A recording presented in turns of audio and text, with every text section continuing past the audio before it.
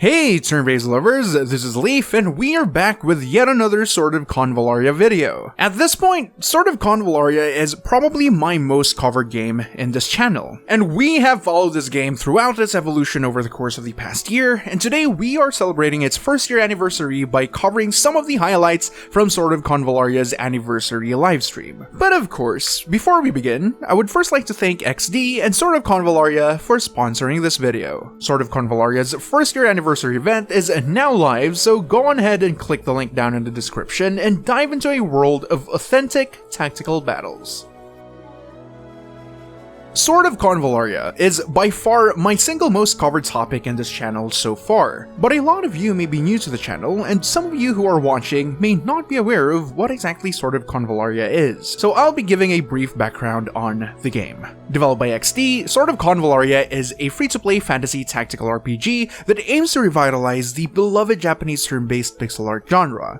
SOC is first and foremost a gacha game, where you collect and train a roster of mercenaries to create your own perfect squad. There's a ton of characters to collect in this game, and its turn-based tactics design allow each and every character to shine in their own unique ways. There's also this game mode called Spiral of Destinies, which is arguably where the game truly shines. It's a single-player, narrative-driven game mode where your choices lead to branching paths that will eventually lead you to different scenarios and different endings, akin to classic tactics games beloved by this community. It's a game mode that you can enjoy, regardless if you're completely new to the game or a long-term veteran. Sword of Convallaria is a game that has a whole lot of content to offer, and if you're a fan of classic Japanese turn-based tactics, then you should at the very least give this game a try. So the first year anniversary of Sword of Convallaria is finally here, and with it comes a whole slew of new characters, content, and in-game rewards for all players, new and old, to enjoy. First, we have the brand new Ascension skills. In this first batch, 12 of your beloved characters will be getting a unique Ascension skill that adds another layer of synergy to their kit, significantly boosting their individual combat capabilities. This brand new system comes with its own unique permanent game mode, the Pioneering Odyssey. This mode comes with two challenges, the Pioneering Challenge and the Stellar Pioneer. The Pioneering Challenge tests your ability to build teams that can solve specific battle situations. Winning these challenges rewards you with materials to unlock and upgrade the Ascension skills. The Stellar Pioneer, on the other hand, comes hand in hand with the Pioneering Challenge, acting as the meta progression for this game mode. The Stellar Pioneer lets you undertake relatively easier challenges that earn you points to activate talents in the new Pioneering talent tree. These talents will significantly help you in clearing the Pioneering Challenge. Besides the brand new game mode, there's also an Ascension support event that you wouldn't want to miss. All you have to do is to complete specified quests during the event to earn abundant Ascension exclusive resources, development materials, and even some Hope Luck sites, which will really help in making Ascension skill activation and upgrading a whole lot easier. Along with the Pioneering Odyssey and the brand new Ascension skills comes yet another entirely new game mode, Expedition. In this game mode, you'll be forming your own expedition team to venture deep into the spiral. Once your team completes adventures, you'll accumulate origin gems that you can use to exchange for precious treasures such as limited characters like Shaklulu and Kia, as well as some powerful new weapons. It's essentially an AFK game mode that adds another layer of useful rewards to the game, which is extremely rewarding for players who are planning to play this game quite religiously. Next up, we have two new character banners, Anana of Convallaria and Raging Rico of the Row. Anana is a character that needs no introduction for SOC veterans. Initially introduced as a character belonging to the Kingdom of Uria, SP Anana of Convallaria showcases a familiar Watcher playstyle, more or less creating a solid framework for her team to shine, but more than that, she is also looking to be an absolute beast on the battlefield. When triggered, SP Anana's trait Will of Freedom activates the skill Call of Freedom that does a lot of things. It activates 4 different effects to be exact. It heals a chosen target, grants them both damage increase and damage reduction, lets the target ally act again, and finally restoring energy after said ally casts a non-instant skill. You can activate Call of Freedom by gaining a specified number of stacks of free will, and you mostly get free will stacks at the end of every turn.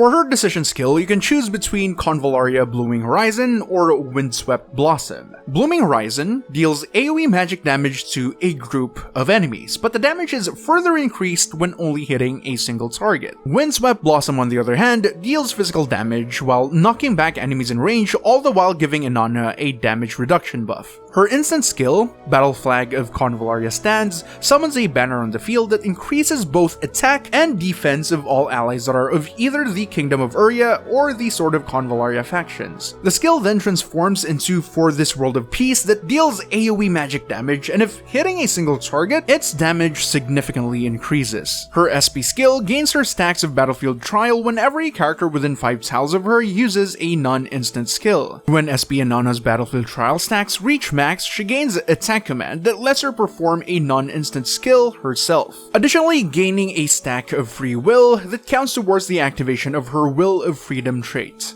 And that's about it for her basic combat capabilities, but SOC is offering more for players who want a little more out of SP Anana. She is also releasing with her own exclusive skin, Oasis Unbound, along with a new avatar decor, an exclusive title, and a brand new interactive furniture to spice up your lobby. Anana of Convallaria is already looking like she's going to be busted in this showcase, and I just can't wait to see how SOC players create brand new strategies revolving around this character. But she's not the only banner being showcased in this anniversary. Raging Rico of the Row is a brand new adorable dreadnought of a defender boasting high survivability and even higher damage. Her trait, Most Formidable Boss Rico, lets her heal whenever she's attacked while in an injured state. Furthermore, she gains a stack of Fur Rage, which increases her crit and crit damage. Once Fur Rage reaches a specified number of stacks, she can then use the skill Awu Dragon Roar that lets her jump into enemy ranks and deal huge AoE damage, all the while inflicting vulnerable to any enemy unfortunate enough to be in her landing zone. Her next attack after Awu Dragon Roar also gets increased crit and crit damage for cleaning up any stragglers left behind in her wake. Her instant cast skill, Milk Power Boost, restores her HP, boosts her defense, grants her a stack of Fur Rage, and even applies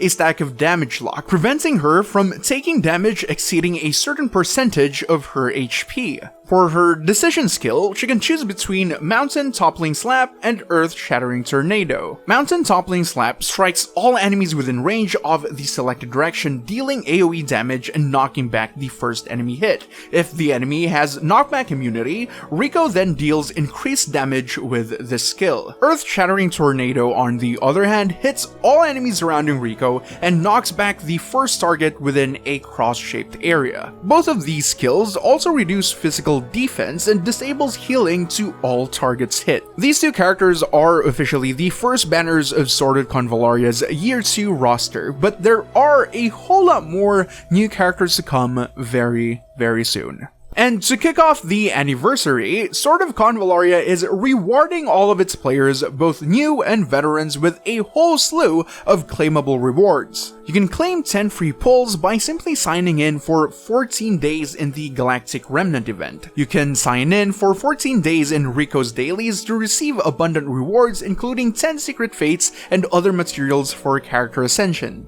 You can also check in on the Nostalgic Bond event and check out the annual review that you can share for an additional 10 secret fates, a limited avatar frame, as well as even more Hope luck sites. And then for an entire week starting August 1st, you can get 10 free pulls in the Fateful Summon every day until August 7th. That's a lot of rewards, so don't miss out on any of this if you're planning to play Sword of Convallaria, especially if you're a returning player. And last but not the least, the anniversary update introduces the brand new story for this World of Peace that serves as the actual ending to the main story arc, where the final pass of each character and faction will finally be revealed, finally wrapping up the main story with a grand finale. Let's take a peek.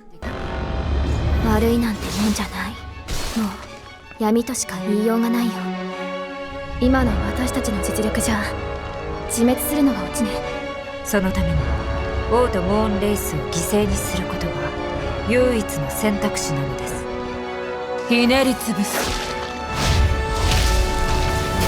肉体はやがて貫かれる。征服の戦が終わることはない。お前たちの抵抗の炎とやらがただの幻想に過ぎぬことをな。これこそが世界の断りだ。我々は孤立無縁ではありません。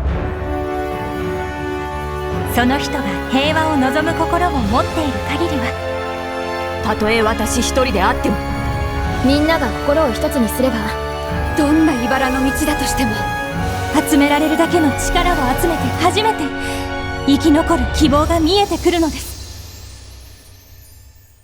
団長、私たちの選択が世界を変えるんです。